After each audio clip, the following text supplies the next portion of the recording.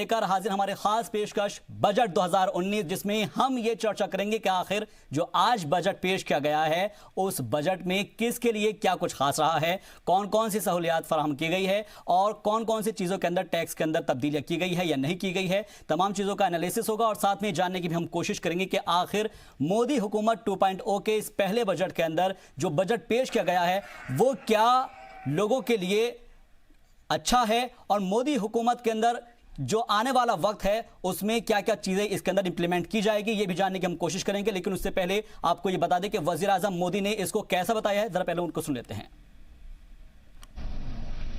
निर्मला सीतारमण जी और उनकी टीम को मैं सिटीजन फ्रेंडली, डेवलपमेंट फ्रेंडली और फ्यूचर ओरिएंटेड बजट के लिए बहुत बहुत बधाई देता हूं। ये देश को समृद्ध और जन जन को समर्थ बनाने वाला बजट है। इस बजट से गरीब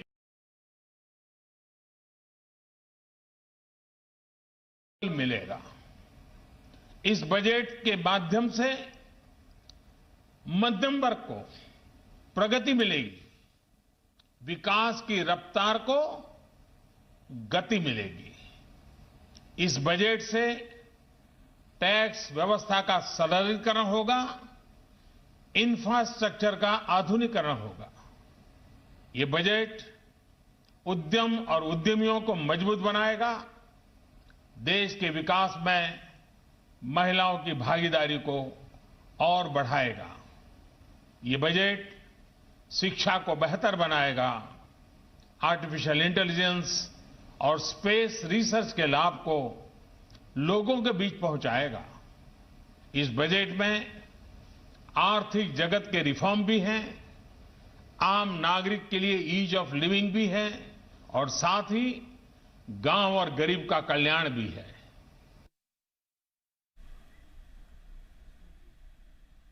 तो गरीबों को बल मिलेगा और सीधे तौर पर फायदा जरूर होगा और साथ ही युवाओं का जो बेहतर है वो कल होने वाला है, जो कल है वो ज्यादा बेहतर हो जाएगा। ये बात वजीर आजम मोदी ने कही है इस बजट के बाद। लेकिन सवाल ये उठता है कि क्या क्या हुसूलियाबियां हैं और कैसे इसको इंप्लीमेंट किया जाएगा, क्या कुछ इसके आने वाले वक्त में इसके नफा नुकसान होंगे, ये सब देखने की हम कोशिश करेंगे। और इस वक्त हमारे साथ एक बड़ा पैनल जुड़ गया है। सबसे पहले उनका तारुफ करा देते हैं। इस वक्त हमारे साथ स्टूडियो में तशरीफ फरमा है रोली त्रिपाठी जी, सोशल एक्टिविस्ट है, आपका बहुत बहुत खैर मकदम है मैडम। इसके अलावा प्रोफेसर MM अंसारी साहब है, इकोनॉमिस्ट है, आपका भी बहुत बहुत इस्तकबाल है। अशोक ठाकुर हैं, बीजेपी के तर्जुमान, सर आपका भी बहुत बहुत इस्तकबाल करते हैं। नितिन सक्सेना जी हैं, सीनियर सहाफ़ी है, आपका भी बहुत बहुत इस्तकबाल करते हैं। और साथ ही रमेश ठाकुर साहब है, सीनियर सहाफ़ी है, आपका भी बहुत बहुत इस्तकबाल करते हैं।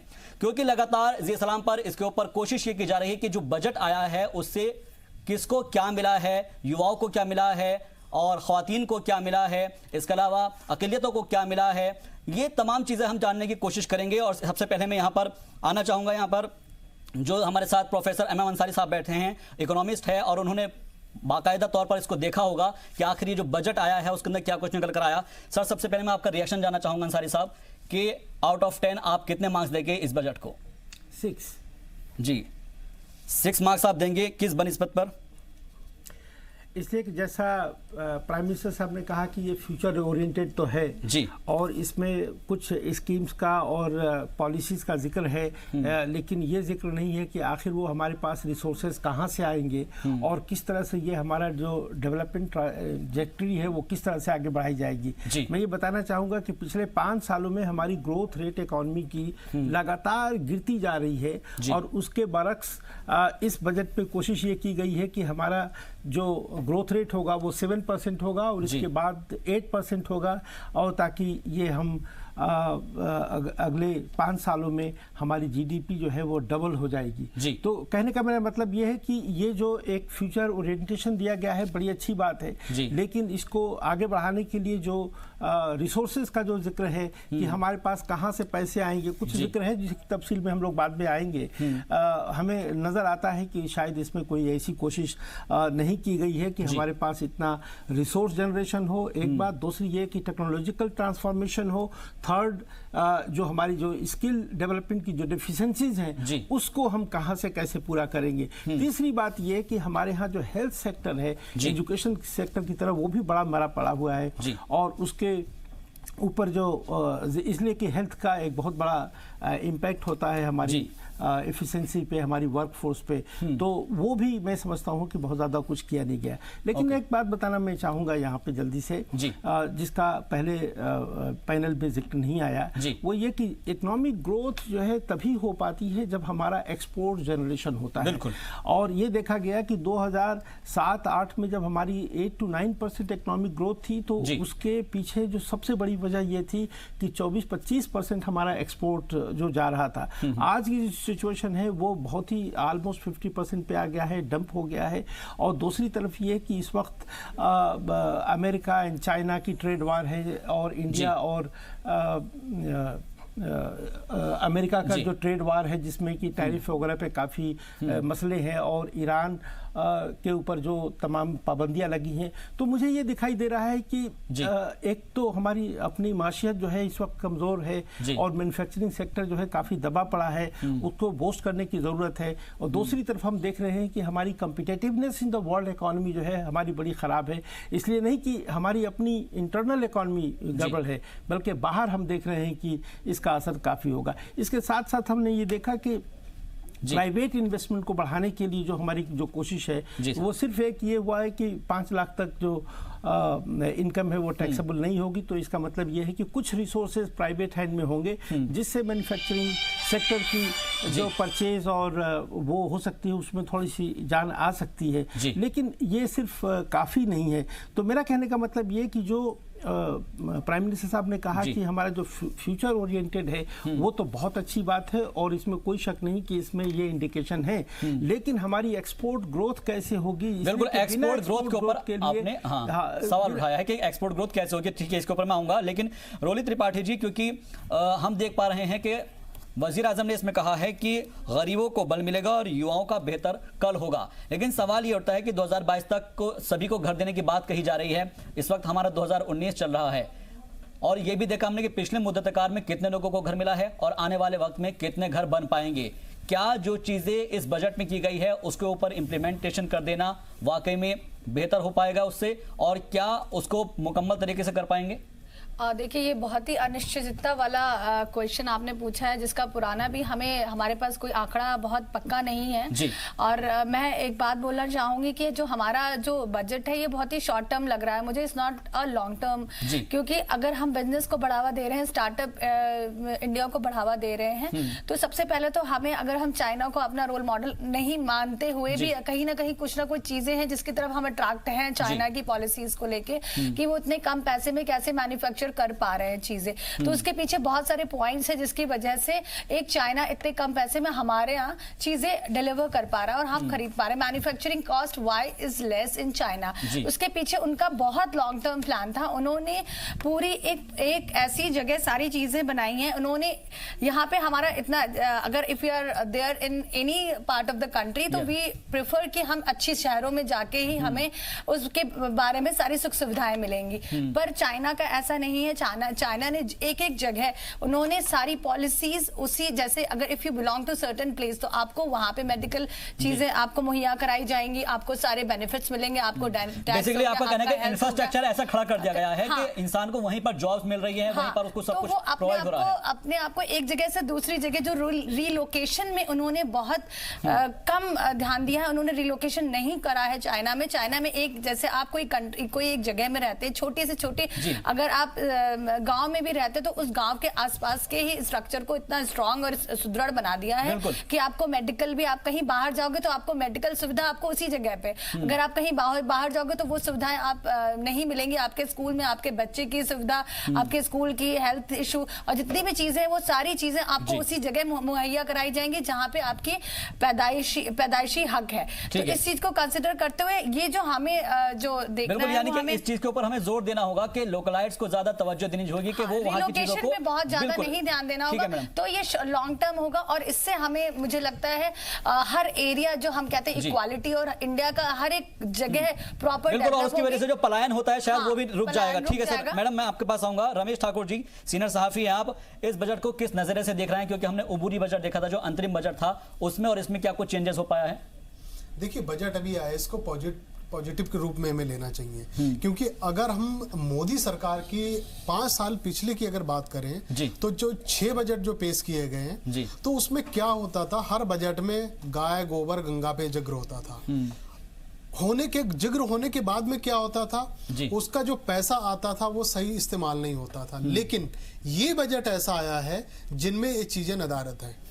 तो इसका साफ मतलब है कि अब जो इनकी सोच है, सरकार की जो सोच है, वो कुछ करने की है, देश के हित में करने की चाह रहे हैं। जिस तरीके से इन्होंने बजट को बहुत कम समय में इन्होंने तैयार करा, सरकार 23 तारीख को जैसे रिजल्ट आता है उसके बहुत कम समय मिला है, और उस बीच में इन्होंने आर्थिक सर्वेक्षण जो करने की बात कही है कि हमने सारे क्षेत्र में, सारे सेक्टरों में आर्थिक सर्वेक्षण करा है, उसके आधार पे हम लोगों ने ये बजट को तैयार करा। तो इसमें कुछ थोड़ा संशय पैदा होता है, संदेह पैदा होता है कि इतने बड़े देश को अगर आप इतनी जल्दी सब लोगों की अगर मंशा जान लेते हो, सबकी बातें जान लेते हो, वो थोड़ा सा संदेह होता है। लेकिन 2-3 चीजें इस बजट में बहुत अच्छी हुई है। शिक्षा को लेके, कृषि को लेके, 2 ऐसे क्षेत्र हैं जो बिल्कुल एक आम आदमी से जुड़ाव रखते हैं। शिक्षा नीति को लेके, राष्ट्रीय शिक्षा नीति को लेके विगत कई सालों से मांग उठती रही है कि राष्ट्रीय शिक्षा नीति का ऐसा मसौदा तैयार किया जाना चाहिए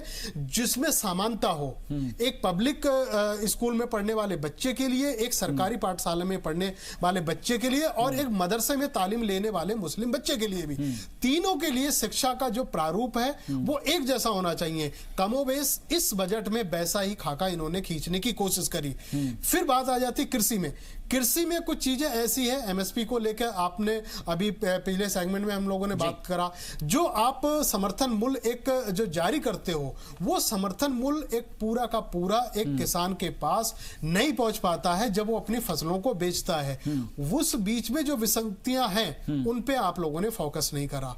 दूसरी बात आ जाती है इसमें, अब आप आ जाते हो कि आपने जो व्यवस्था इस समय फैली पड़ी है, और एक चाहे चमकी बुखार का हो, जो नए नए ऐसे बीमारियां सामने आ जाती हैं, स्वास्थ्य का सेक्टर ऐसा है जो सारे हर एक आदमी के बिल्कुल एक लगाव रखता है, एक जुड़ा हुआ होता है। तो उस क्षेत्र में आप लोगों ने वो एक इच्छा शक्ति नहीं दिखाई जो इस समय की दरकार थी। स्वास्थ्य के क्षेत्र में आपको हर जिले में काम करने की जरूरत है। आप सिर्फ 4 बड़े राज्यों में एम्स बना के अगर ये आप सोचो कि सारा जितने भी बीमारियां आप खत्म कर लो, नहीं कर पाते। और सर उसके अंदर भी बहुत सी जगह हम देखते हैं कि कई बार उसके अंदर जो दवाइयां हैं वो भी नहीं मिल पाती हैं, दवाइयां नहीं मिल पाती हैं। उसके बाद में देखिएगा, एक दूर दराज के आप एक झारखंड के किसी इलाके में चले जाइएगा, पश्चिम बंगाल के 24 परगना जिले में चले जाइए, वहां शिक्षा का इतना बुरा हाल है, स्वास्थ्य का इतना बुरा हाल है। उन चीजों को आपको फोकस करना है, ना कि आप सिर्फ बड़े मेट्रो सिटीज में आप लोग उनको खाका बना लो, वहां से जो रिपोर्ट आ जाती हैं, एमएस से आ जाती है, वहां के डायरेक्टर के रिपोर्ट आ जाते हैं, उसके आधार पे आप नहीं बना सकते हो। दूसरा सबसे बड़ा एक ये है कि इस बार आपको जो आपने गंगा सफाई की जो आपने बात करी थी, इतना पैसा आप लोगों ने उस पर बहा था, उस पर बिल्कुल बात नहीं हो रही है। क्योंकि इस समय जो अभी 4-5 दिन पहले प्रधानमंत्री ने कहा था, जब बारिश का मौसम है, इस समय मानसून है, ये बारिश का पानी अगर हम लोग बचा ले तो पूरे साल में हमें जो नीचे धरातल में जो पानी खिसक रहा है उसको हम भरपाई कर पाएंगे। तो उस क्षेत्र में बातें नहीं हो पाई हैं। तो इन क्षेत्रों पे, इन बिंदुओं पे आपको बात करने की थी, जो जहां तक मुझे लग रहा है उन पे छूटा है, कुछ बिंदु जो है अनछुए रह गए हैं। लेकिन नितिन सक्सेना साहब, क्योंकि बहुत अच्छी एक बात बताई है, एजुकेशन जो है एक ऐसी चीज है कि जो हर किसी इंसान को छूती है। एजुकेशन को लेकर ये कहा जाता है कि अगर आप किसी घर के अंदर एजुकेट किसी को कर देंगे तो कम से कम वो रोजगार के काबिल हो जाएगा, कम से कम पढ़ा लिखा हो जाएगा। लेकिन अगर उससे थोड़ा बहुत दरकिनार किया जाता है या फिर उसके अंदर कुछ इंप्लीमेंटेशन नहीं किया जाता है तो कहीं ना कहीं बेमानी साबित होगा। बिल्कुल आपने सही कहा, एजुकेशन को भी अब इसमें रिफॉर्म्स की ज़रूरत है। एजुकेशन इस तरह की होनी चाहिए जिसमें टेक्निकल एजुकेशन बच्चे को सिखाई जाए। अगर वो टेक्निकल एजुकेशन सीखेगा तो वो आगे कुछ अपना काम करने के बारे में सोच सकता है, अपना उद्योग लगा सकता है, उस पर निर्भर नहीं रहेगा सरकारी नौकरियों पर, और अपना उद्यम लगा सकता है। सरकार जो चला रही है स्टार्टअप के ऊपर जोर दे रही है, स्मॉल स्केल इंडस्ट्रीज़ के ऊपर उन्होंने अभी जो बेनिफिट दिया है 250 करोड़ रुपए, इसके उन्होंने 400 करोड़ रुपए तक कर दिया कि इसमें आपको सिर्फ 25% लगेगा 400 से ऊपर हो की इंडस्ट्री लगाओगे तो ये बहुत बड़ा बेनिफिट है। पर एक इंडिविजुअल को भी ये सोचना चाहिए कि हम ये सारे बजट के बारे में हर एक आदमी बात करता है, एक त्योहार की तरह हमारे हिंदुस्तान में ये एक बन गया है, परंतु ये नहीं सोचता कि हम सरकार को दे क्या रहे हैं। हम यही सोच रहे हैं, ये बड़ा मुद्दा उठाया, हम यही सोच रहे हैं कि हम सरकार से हमें मिल क्या रहा है। हर एक आदमी ये सोचता है। इतना अभी हम बात करते हैं समोसा कचौड़ी बेचने वाले को, कभी के पकोड़े वाले को बेचने वाले की भी बात करते हैं, सोचते हैं कि ये छोटा काम है, परंतु ये छोटा काम नहीं है। इनके टर्नओवर्स करोड़ में, लैक्स में चलते हैं और वो सरकार को 1 रुपए का टैक्स नहीं देते।